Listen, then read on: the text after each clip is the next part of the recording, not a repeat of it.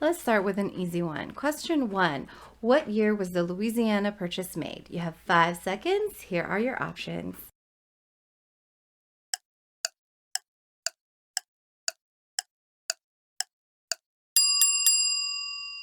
And the correct answer was letter B. In 1803, the United States purchased the Louisiana Territory under President Thomas Jefferson, and this was a significant event because it doubled the size of the United States. Now let's get into some maybe not so easy questions. Question number 2. What event directly influenced Thomas Jefferson in becoming interested in purchasing New Orleans and the rest of the lands west of the Mississippi River from France? 5 seconds. Here are your options.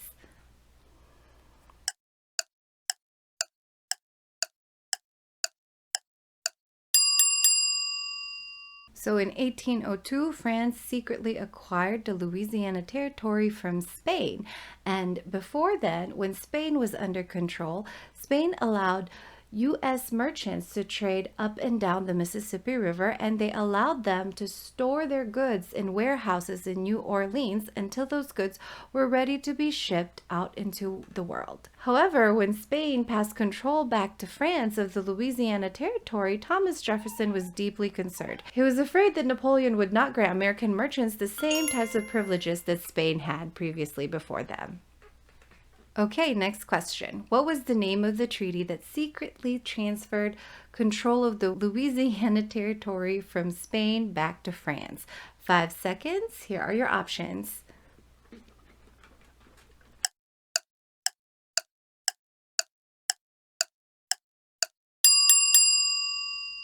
And the correct answer is the Treaty of San Ildefonso. This secret agreement between Spain and France was signed in 1800, and Napoleon intended to re-establish a French foothold in North America. When this territory was under Spain, Jefferson was not so worried because he considered Spain to be a weaker power.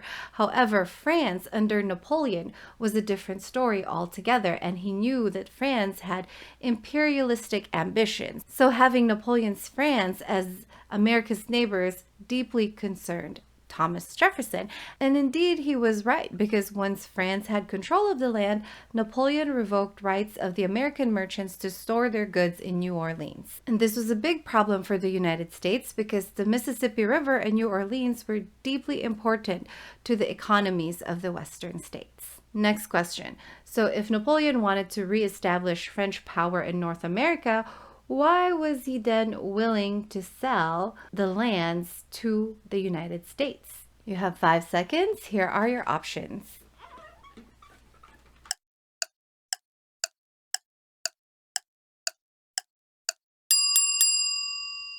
So Napoleon's ambitions for a French empire in North America was thwarted by the Haitian Revolution.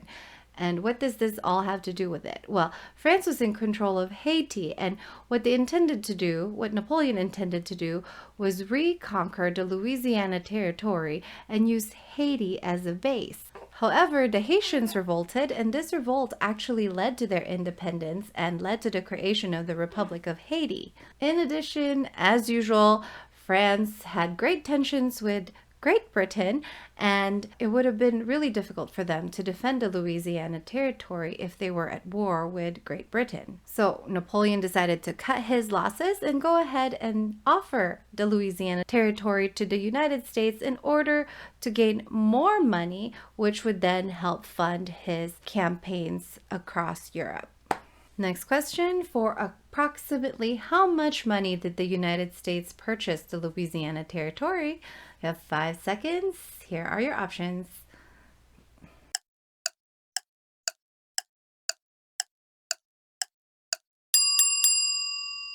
So the United States paid about $15 million for 828,000 acres, and that amounts to about 4 cents per acre, which makes it one of the greatest real estate deals in history. By the way, if you're finding this helpful so far, please go ahead and hit like, and don't forget to subscribe so that this video can find its way to other people who might also find it helpful. Thank you. Next question.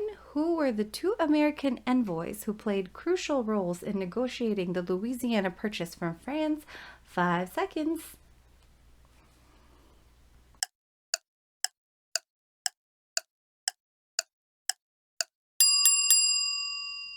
And the correct answer is James Monroe and Robert R. Livingston. So initially, Thomas Jefferson actually sent these guys to France to renegotiate their access to New Orleans. And he said, hey, if you need to, go ahead and purchase New Orleans from France if they will give it to you. However, when Livingston and Monroe got to France, Napoleon actually offered the whole territory to them. And it was such a good deal that they couldn't pass it up, even though they didn't necessarily have the authority to purchase all that land. Next question.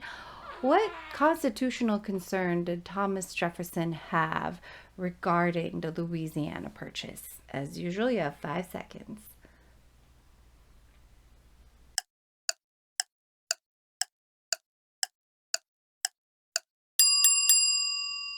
So if you remember, Jefferson had this beef with Alexander Hamilton because Alexander Hamilton was head of the Federalists and Jefferson was head of this new party, the Democratic Republicans. And the Federalists and Alexander Hamilton, they wanted strong federal government and more control. However, Thomas Jefferson actually wanted less power for the federal government and more power to the states. And he was also a strict constructionist in how he viewed the Constitution, meaning that he thought that if the Constitution doesn't give the federal government power to do something, then that means they don't have that power. Whereas Alexander Hamilton thought that, hey, if the Constitution doesn't forbid the federal government from doing something, then that means the federal government has the power to do that. So you see how it's totally different.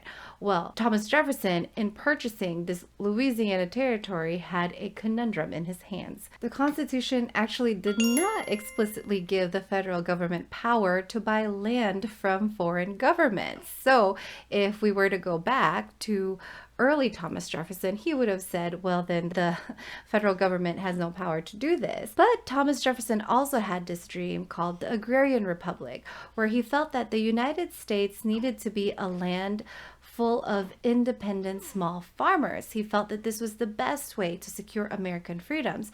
And so the Louisiana Territory, purchase of the Louisiana Territory, was a great step towards that dream of his. So ultimately, Jefferson justified this purchase by saying that, hey, the president has powers to make treaty with other countries, and so that's why. Okay, change of scenery. All right, next question. What were the primary objectives of the Lewis and Clark expedition? You have 5 seconds. Here are your choices.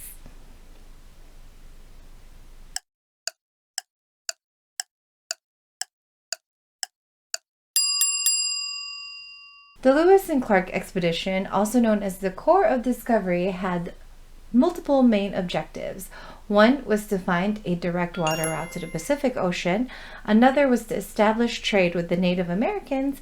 And finally, they were also supposed to assert American claims to the Oregon Territory. So their expedition lasted from 1804 to 1806, and they were able to gather a lot of valuable information about the area. They gathered information about the geography, the biology of the animals around, and finally the cultures and way of life of the inhabitants, of the Native Americans of the newly acquired territory. And this served as an important groundwork for American Western expansion later.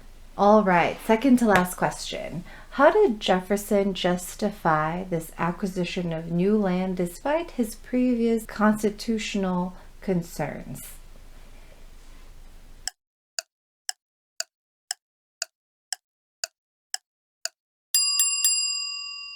All right, and the correct answer is that he appealed to people by saying that this was a matter of national survival and prosperity.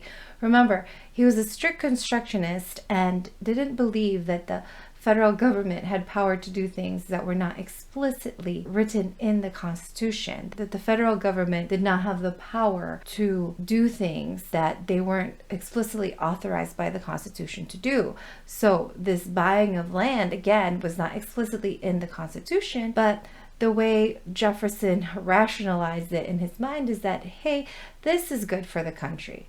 This is something that will help the country survive and that will help it be successful in the future, especially if we're going to move towards a country of having small independent farmers. And finally, last question, what was the significant long-term effect of the Louisiana Purchase?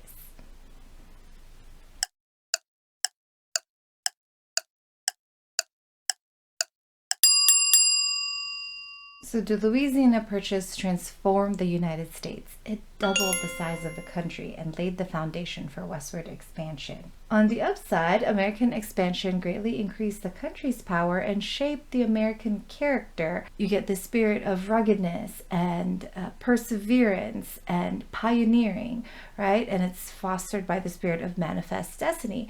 On the downside, it did create conflict with Native Americans and led to massive destruction of their culture and their way of life and their community. In addition, Western expansion also greatly exacerbated the division that was already in the country between slave states and non-slave states, because as each new state joined the country, then there was the question of, should this state be a slave state or a non-slave state? And it contributed to the rising conflict in the nation. As present-day Americans, it would be foolish and unfair to minimize or completely neglect the negative impacts of the Louisiana Purchase.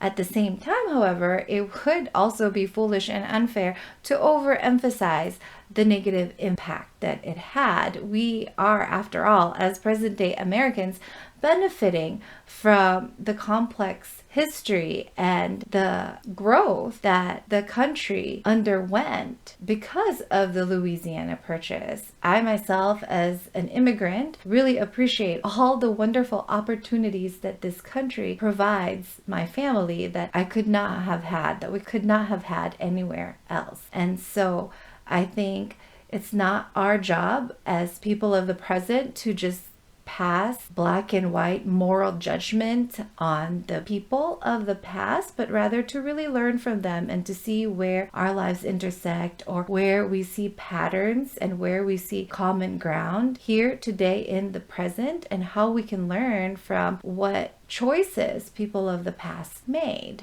And so that's the Louisiana Purchase. It's a monumental event and definitely very complex. Tried to simplify it in 10 trivia questions for you, and I hope it has been helpful either for your class or just general knowledge. I'll see you next time.